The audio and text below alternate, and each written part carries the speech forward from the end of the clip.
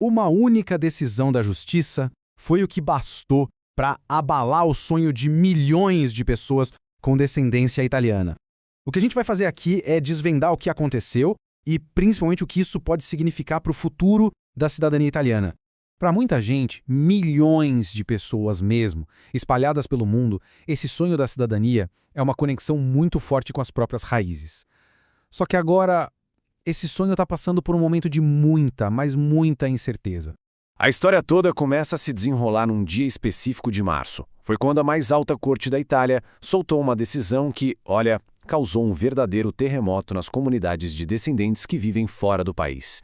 Vamos entender a cronologia. Primeiro, em 2025, passa uma nova lei que muda as regras do jogo da cidadania. Aí, em março de 2026, a Corte Constitucional bate o martelo e diz que a lei é válida, mas para um caso bem específico. E o mais estranho, minutos depois da decisão, eles soltam um comunicado à imprensa, uma coisa super incomum que deixou todo mundo coçando a cabeça. Traduzindo em miúdos, a Corte basicamente disse não para um questionamento que veio de um tribunal lá de Turim. Com isso, ela acabou confirmando que a nova lei valia, pelo menos para aquele processo em questão. Só que, claro, o veredito era só a manchete, né?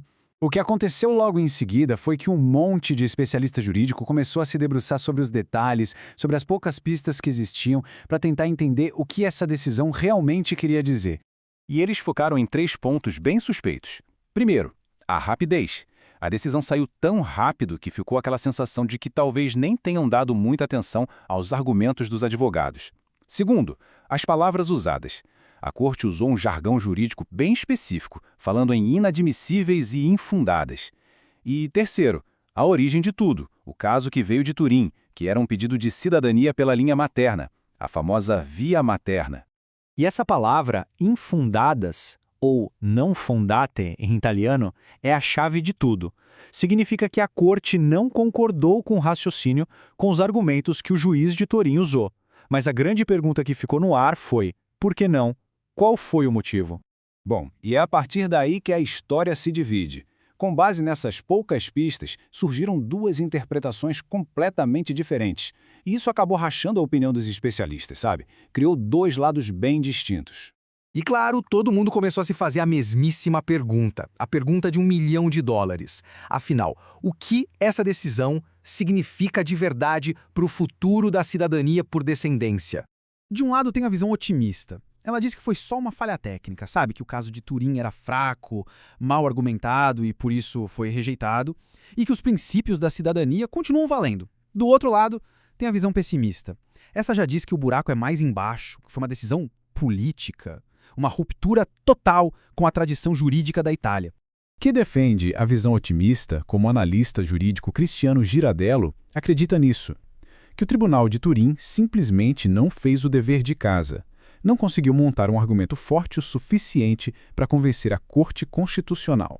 E o raciocínio dos otimistas é o seguinte: o argumento de Turim sobre igualdade era meio capenga. Então a Corte rejeitou aquele argumento, não a ideia de que a lei é inconstitucional por outros motivos. E o ponto mais importante: a Corte poderia ter juntado vários outros casos parecidos para julgar todo de uma vez, mas não fez isso.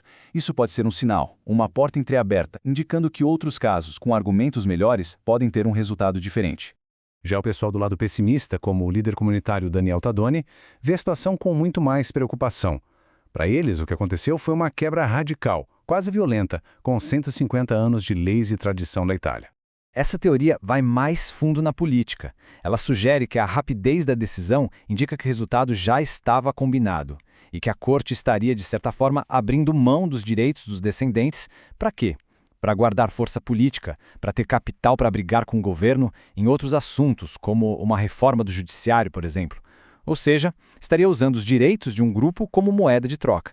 Então, com essas 2 teorias tão opostas na mesa, não é de se espantar que a diáspora italiana esteja agora num estado de ansiedade, de espera, sem saber exatamente o que pensar. Mas é importante dizer, essa história não acabou, tem muita água para rolar. É preciso ficar de olho na publicação da sentença completa com todos os argumentos da Corte.